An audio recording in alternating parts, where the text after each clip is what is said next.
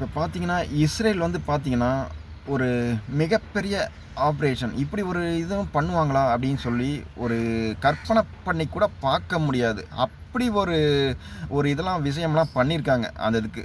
குறிப்பா அவங்க பண்ண விஷயங்கள்லாம் பார்த்தீங்கன்னா, ரொம்ப அபூர்வமா இருக்கு. ஒரு ஈரான் மாரி ஒரு நாடு, ஒரு காட்டு மிராண்டி நாடு ஆட்சி நடக்கிற ஒரு நாட்ல போயிட்டு, பிடிபட்டா கிட்டத்தட்ட மரண தண்டனை. மரணம் தான் அந்த இதுக்கு. பிடிச்சு அவனுங்க மரணத்த தான் பரிசா குடுப்பாங்க. அப்படிப்பட்ட ஒரு நாட்ல போயிட்டு, இஸ்ரேலியர்கள் ஈரானியர்கள் மாரி போயிட்டு, அந்த ஒரு ஈரானியர்கள் மாரியே அந்த இது எல்லாமே இது காட்டிக்கிட்டு, அங்கேயே ஒரு ட்ரோன் செய்ற ஃபேக்ட்ரிக்கு அனுமதி வாங்கி, அங்கேயே தயாரிச்சிருக்காங்க ட்ரோன்ஸ்லாம். அந்த இதுக்கு பார்த்தீங்கன்னா.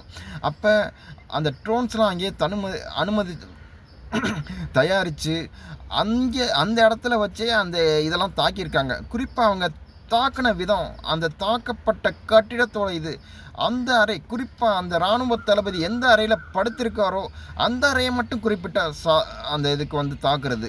இதெல்லாம் ஒரு வித்தியாசமான அணுகுமுறை. உலகிற்கு ஒரு புது இத வந்து கத்துக் குடுக்குறாங்க. அந்த இது வந்து பார்த்தீங்கன்னா, தாக்குதல. இப்ப ஒரு 50 மாடி இருந்ததுன்னா, அந்த குறிப்பா அந்த 50 மாடியில இந்த 7வது மாடியில இவர் உறங்குறாரு அப்படி இந்த இராணுவ தளபதி இருக்காருங்கையில, அந்த 7வது மாடியில உள்ள அவர் தூங்குற அறைய மட்டும் தாக்குறது. இது எந்த மாரி வெப்பன யூஸ் பண்ணாங்க அப்படிங்கிறது இன்னும் அந்த சீக்ரெட்டா இருக்கு. இது வெளிவரும் விரைவில. ஆம், நம்ம நம்ம ஆப்ரேஷன் சிந்தூர் நடத்தி காமிச்சோம். அதில் கூட ஒரு வீட்டை தான் தனி ஒரு வீட்டை தான் முழுசாக தூக்கணும், அந்த பயங்கரவாதியோட வீட்டை குறி வச்சு.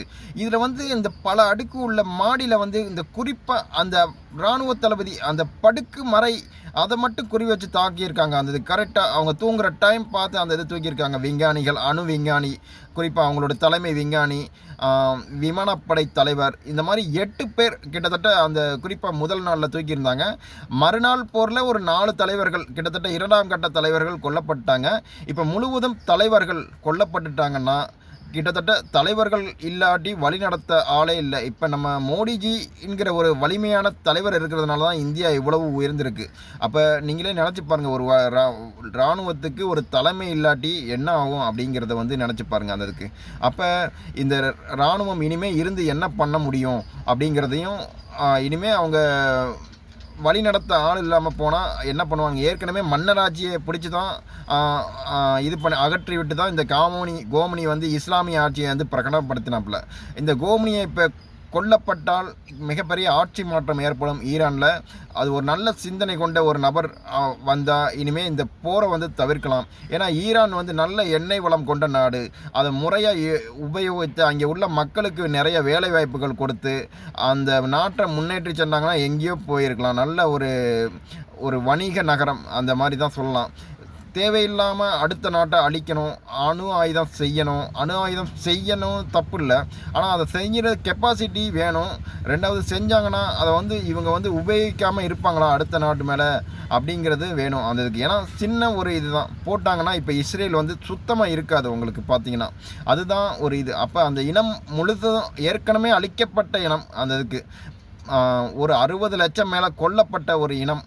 அப்போ அணுகுண்டு இவங்க தயாரித்து போட்டாங்கன்னா அந்த இடம் வந்து எப்படி இருக்கும் அப்படிங்கிறது தான் இப்போ கேள்விக்குறி உங்களுக்கு பார்த்தீங்கன்னா அந்த இதுவில். அப்போ அதனால தான் இவங்க வந்து முன்னெச்சரிக்கையாகவே இந்த இதை வந்து ஸ்டார்ட் பண்ணாங்க. ஏன்னா அப்படிப்பட்ட ஒரு ஆட்சி இஸ்லாமிய நாடுகள்லாம் பார்த்தீங்கன்னா ஒன்றுக்கொன்று தொடர்புகள், அந்த பாசம் அதெல்லாம் கிடையாது உங்களுக்கு பார்த்தீங்கன்னா. இவன் என்னை அடிக்கிறான், நீ என்னை காப்பாற்று அந்த இதுக்கு. ஏன்னா நான் வந்து தீவிரவாத செயல் தான் ஈடுபடுவேன், நீ என்ன பண்ணுவேன், நான் அப்படி தான் போவேன், என்னோடய எண்ணம் அப்படி தான் போகும் அந்த இதுக்கு. நான் ஒரு தீவிரவாதியாக தான் இருப்பேன், அந்த மாதிரி சிந்தனை தான் போகும். அடுத்தவனை நான் அழிக்கத்தான் செய்வேன். தன்னுடைய நாடு, தன்னுடைய முன்னேற்றம் அந்த இதுக்கு, தன்னுடைய ஆபத்துன்னு வரையில் மட்டும்தான் அந்த பாதுகாப்பை வந்து இது பண்ணி வைப்பாங்க அந்த இதுக்கு.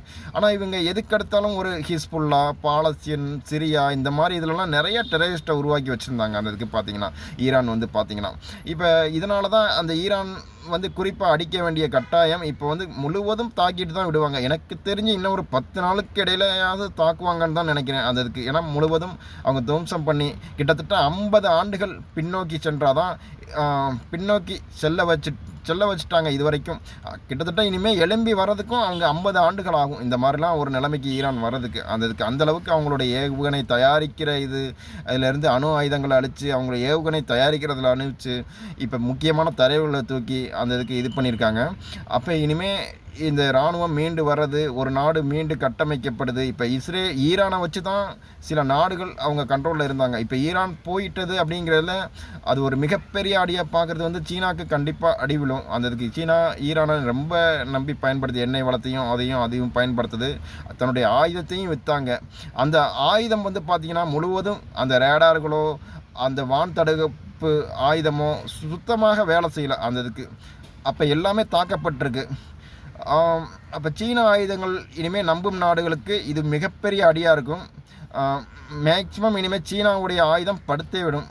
இராணுவ ஆயுதங்கள் வந்து பார்த்திங்கன்னா அந்த இதுக்கு. ஏன்னா எல்லாமே காப்பி பேஸ்ட் பண்ணால் போதும். படித்து அதை புரிஞ்சு அதை அப்டேட் பண்ணுறது எப்படி, உங்களுக்கு உருவாக்குறது எப்படி, ஒரு அடுத்தவன் உருவாக்குனதை அப்படியே காப்பி அடித்து பண்ணது எப்படி இருக்கும். இதுதான் சீன ஆயுதங்களின் தரம். இன்றைக்கி ஈரான் இஸ்ரேல் இன்றைய இரவு என்ன நடக்கும் என்பதை நாளை பார்க்கலாம். வணக்கம், ஜெய்ஹிந்த்.